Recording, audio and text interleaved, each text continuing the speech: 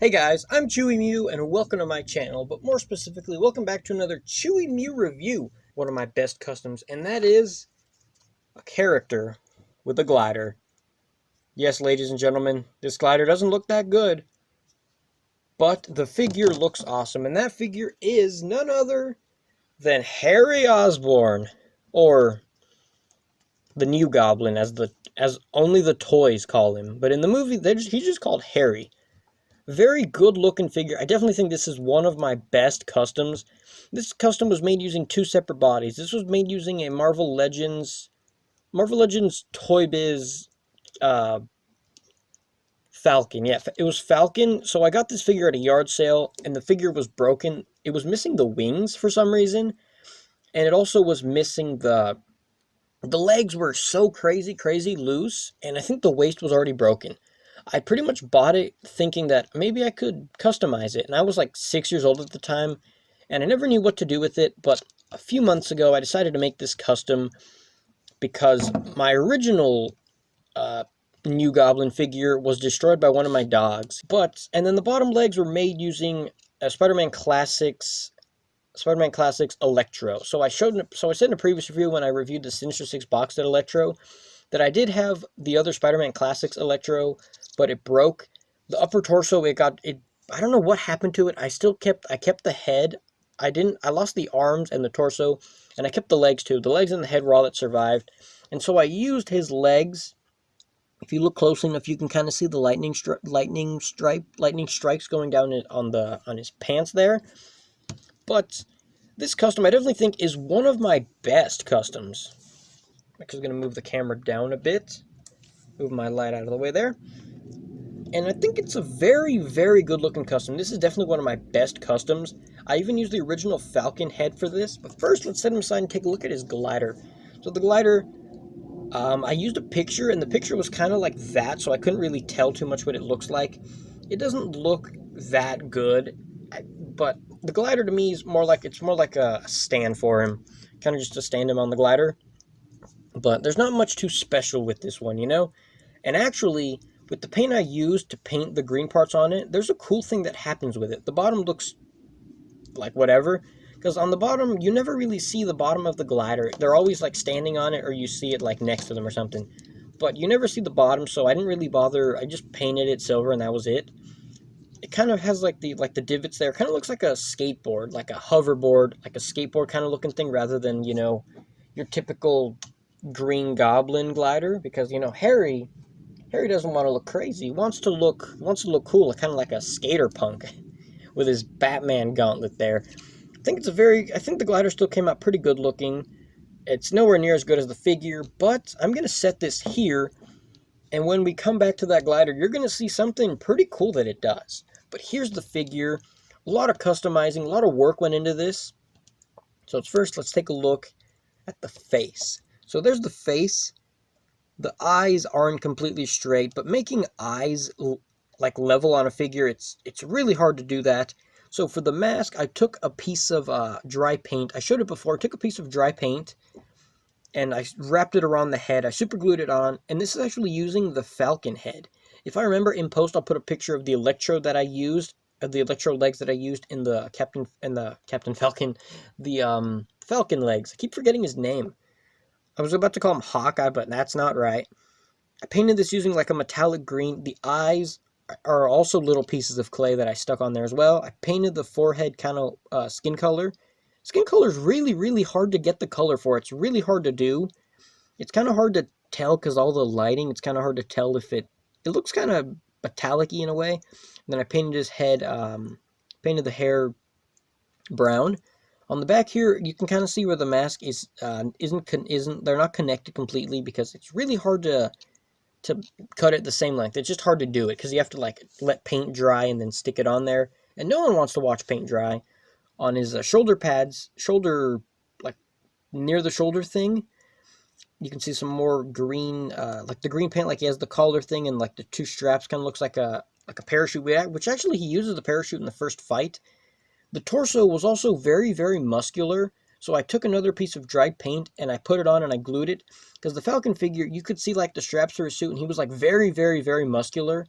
So I put this over top to make it not look so, because Harry doesn't look, crazy buff like Captain America. He looks like, just like a muscular guy, but not crazy muscular.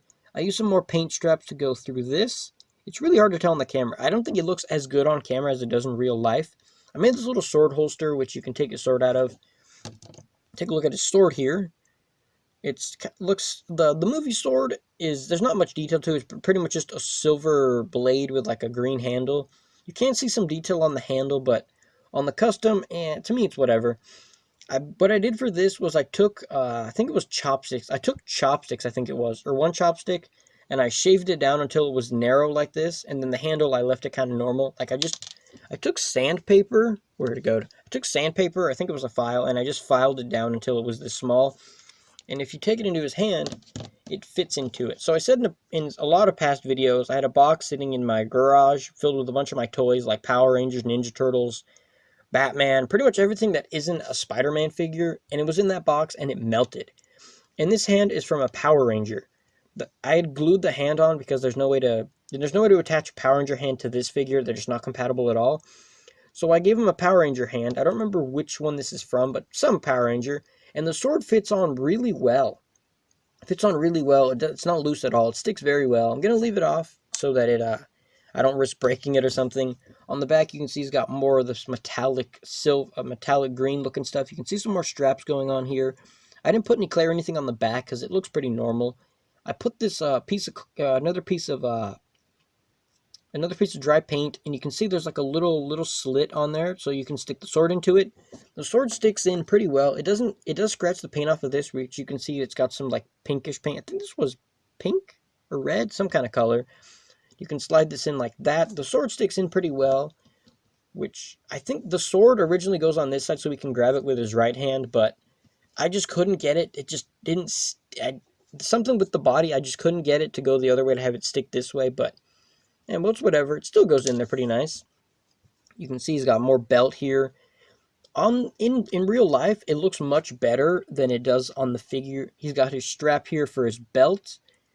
I put this is actually made out of clay. He kind of had like a holster thing here where he had something. I don't remember what he had here, but he had like a pocket holster here and on the other side.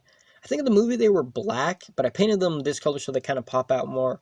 I put another piece of paint to make it look like a strap holding it on. Oh, on the elbows, I put these other dry pieces of paint. I stuck them to the elbow. I kind of like slapped them a little bit, like I poked them with a knife, I think, or something, to make them look kind of like they have texturing to it. On the hands here, I put like a strap around his wrist here, and then I put this, because he kind of has like right here on where his knuckles goes, he has like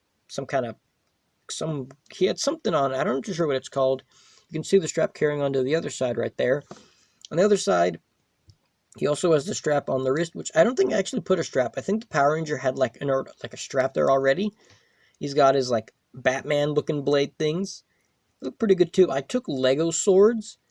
And I cut them using scissors to make them different heights, and then I bended them. I actually heated them up with a hairdryer using my mom's hairdryer to make them stick up. And then what I did was, got this handy tool here, a Leatherman tool, which it's got like these grips on it, and I pretty much just took the Lego and I just squeezed the plastic to make it look like it has like divots in the blade. Then I took a piece of clay. It's the only part where I used clay on the figure. I took a piece of clay. Took a piece of clay here. I'm actually gonna move the camera more so you can see hopefully better detail there. I used a piece of clay and I stuck the Legos on. I super glued them in to hold them together. There's a little bit of paint bleed onto the part where it's supposed to be black, but sometimes painting these things are pretty hard. Like here as well, there's supposed to be like silver straps on here, but it's kind of hard to paint that. I also painted black here to make it, because it looks kind of like these things are on his shoulders a little bit, and then there's the collar thing for the neck is that color. There's like a black thing in between it, which some parts are really hard to paint. His belt there too. Some parts look a little bit kind of messy, but it's pretty hard to like customizing. Looking at it, you could think like, oh, it looks bad, but making a custom is hard. All the work that goes into it. This probably took me like 4 or 5 hours to make. Like probably no, maybe more like 6 hours. But I definitely think it was worth it because I didn't have a hairy figure after my dog killed it. He's got another strap here on the boots. He has a little bit of the more gold. I don't know why I keep wanting to say silver. That's more. I keep wanting to say silver. I don't know why. More metallic green, kind of like metallic lime green. I used a similar color on the glider, but not the same color exactly. Set that back there. I also put another piece of clay on here for the. It's hard to tell, but I put a piece of clay there, or not clay, dry paint, because it kind of has looks like straps on his shoes. The only thing, that I lost, because of this custom, was he had a waist swivel here, but because I had to combine these two figures, this being the Electro figure and this being the Falcon figure, they didn't have the same articulation. Like, they didn't have the same way to connect them, so I had to. I super glued them together. There was no other way to fix that. Like, I could try fixing it, but it would probably look messy. And to cover up the part where they connect, because the Falcon waist was, I think it was thinner than the Electro, so I wrapped more straps on here to make it look more normal, to make it look like they go together. You can see some red paint underneath, because when you paint joints, the paint comes off. There's nothing you can do to stop it. On the elbows here, it doesn't come off somehow. I don't know how it doesn't come off, because also you can see some more there, because the Falcon figure had white gloves. Like, some spots, like when you move this joint, I had to put glue dots so that it doesn't, so that you can't, because this was really loose here too. You can see some more red paint bleeding under there. But overall, this is a very awesome looking custom. He looks exactly like in the movie, which the figure that Hasbro released, which, yeah, the quality of the sculpt and painting was obviously much better than I can do, because that's, by an actual multi-million-dollar company. They have those kind of resources. Me, I just have a huge bucket of different kinds of paints, brushes, tools, and stuff. But I don't have the skills like a toy company. Obviously, I don't. But I still think this is extremely impressive. Like, very, very good looking figure. I think, this figure, also my custom Hobgoblin, which is supposed to be like Harry with a Hobgoblin suit. That one's also a very great custom. This Mary Jane is also a phenomenal custom.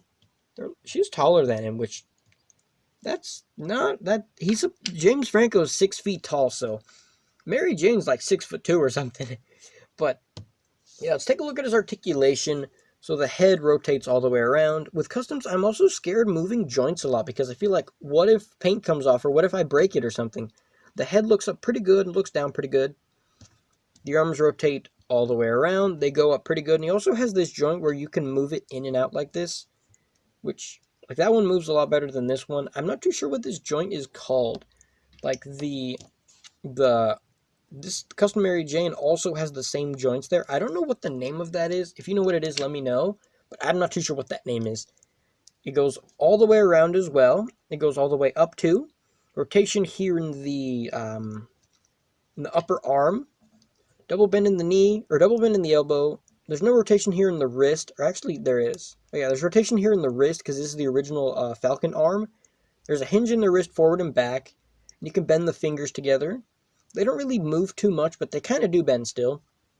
On the other arm, everything's the same, except the hand doesn't move, and neither does there's no bend here as well either. He has a mid-torso crunch, which goes back pretty good and goes forward pretty good as well. You can also, didn't mean to do that. Nothing in the waist, because, I mean, like I said, I had to super glue them together, because there's no other way to fix them. The legs go up pretty good. They go back. You can actually rotate them all the way around like this. That's pretty good. Rotation here in the upper thigh, double bend in the knee. Rotation here in the boot. A very good hinge forward and back. The feet bend good back and good forward as well. And a single bend in the toe, which I don't think you could do a double bend in the toe. That would get pretty funky. If Hasbro did a double bend in the toe, I would never crap on them ever again. Also, we can put a sword back in here. And the one cool thing with the glider is, if you hold the glider next to a light, which I'm going to keep talking about how I worked on this custom. If you hold the glider next to the light, it does something pretty cool, because the paint I used. So this figure, I definitely think it's one of my best customs. I would definitely say this is top 3.